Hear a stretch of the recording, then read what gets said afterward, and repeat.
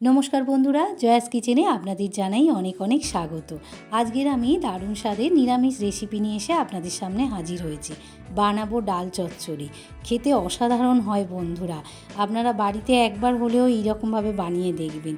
এটা বিশেষত আমরা ইচ্ছা আনন্দেতে করে থাকি, মানে ইচ্ছা আনন্দে যে কোনো একটা দিন আমাদের পান্তা খাওয়া হয়।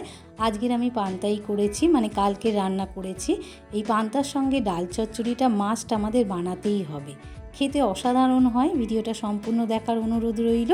খুব কম সময়ে আর কম উপকরণ দিয়ে এই ডাল চচ্চড়িটা বানানো হয়ে যায়, আর খেতেও খুব টেস্টি হয়। রেসিপিটা যদি ভালো লেগে থাকে তাহলে আমার চ্যানেলটিকে লাইক আর বন্ধুদের সঙ্গে শেয়ার করে দেবেন। আর ইউটিউব থেকে দেখলে প্লিজ চ্যানেলটিকে সাবস্ক্রাইব করে পাশে থাকা বেল আইকনটি প্রেস করে দেবেন। আর ফেসবুক থেকে দেখলে পেজটাকে ফলো করে আমার পাশে থাকবেন। তাহলে চলুন বন্ধুরা, রেসিপিটা শুরু করা যাক। রেসিপিটা বানানোর জন্য এখানে আমি মটর ডাল নিয়ে নিয়েছি, মানে ছোট মটর ডাল প্রায় 400 গ্রামের মতো। আপনারা চাইলে বড় মটর ডালও নিতে পারেন, তবে ছোট মটর ডালের টেস্টটা খুব ভালো হয়। এবারে এতে 2 থেকে 3 বার জল পাল্টে পাল্টে আমি ভালো করে মটর ডালটাকে ধুয়ে নেব।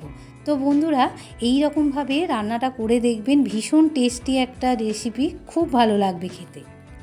এবারে মটর ডালটাকে সেদ্ধ করে নেব। তার জন্য গ্যাসের ওপর কড়া বসিয়ে বেশ কিছুটা জল দিয়ে দিলাম। জলটা হালকা গরম করে নেব।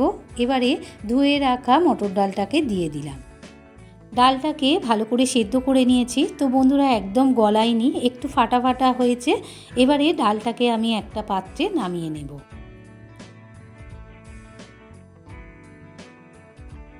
ডালটা একটা পাত্রে নামিয়ে নিয়েছি। এবারে গ্যাসের ওপর আবারও আমি কড়াটা বসিয়ে দিলাম। কড়াতে বেশ কিছুটা সর্ষের তেল দিয়ে দিলাম। আজ সর্ষের তেলেই ডাল চচ্চড়িটা বানাবো, আর ডাল চচ্চড়ি সর্ষের তেলে বানালে খুব টেস্ট হয়। এবারে এখানে নিয়ে নিয়েছি একটা প্লেটে 2টো তেজপাতা, 6টা শুকনো লঙ্কা, 4টে কাঁচা লঙ্কা আর গোটা জিরে। তেলটা ভালো করে গরম করে নিয়েছি। এবারে দিয়ে দিলাম তেজপাতা, শুকনো লঙ্কা আর কাঁচা লঙ্কা। তো বন্ধুরা, এখানে গুঁড়ো লঙ্কার ব্যবহার আমি করব না, পুরো সম্পূর্ণ ডাল চচ্চড়িটা এই শুকনো লঙ্কা আর কাঁচা লঙ্কা দিয়েই করব। শুকনো লঙ্কা, তেজপাতা আর কাঁচা লঙ্কাটা ভালো করে একটু ভাজাভাজি করে নিয়েছি। এবারে দিয়ে দেব গোটা জিরে। এখানে আমি বড় চামচের 1 চামচের মতো গোটা জিরে দিয়ে দিলাম। জিরেটা দিয়ে লালচে করে ভেজে নেব। ফোড়নটা বেশ লালচে করে ভাজা হয়ে গিয়েছে, আর ফোড়ন থেকে বেশ একটা সুন্দর গন্ধও বেরিয়েছে। এবারে দিয়ে দিলাম হলুদ গুঁড়ো। এখানে আমি ছোট চামচের 1/2 চামচের মতো হলুদ দিয়ে দিলাম, আর দিয়ে দিলাম পরিমাণ মতো লবণ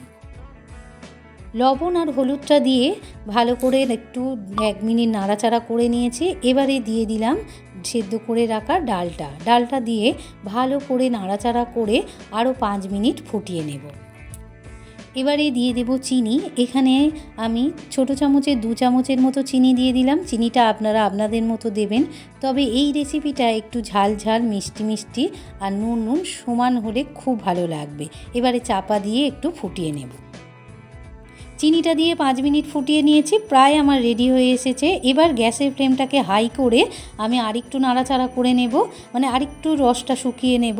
আর এটা যত ঠান্ডা হবে ততই একদম ঝরঝরে হয়ে যাবে ডাল চচ্চড়িটা, আর খেতেও দারুণ লাগবে। তো বন্ধুরা, রেসিপিটা কেমন লাগলো? যদি ভালো লেগে থাকে লাইক আর শেয়ার করে দেবেন, আর কমেন্টে জানাতে ভুলবেন না যেন আপনাদের কেমন লাগলো। আপনারা ভালো থাকুন, সুস্থ থাকুন।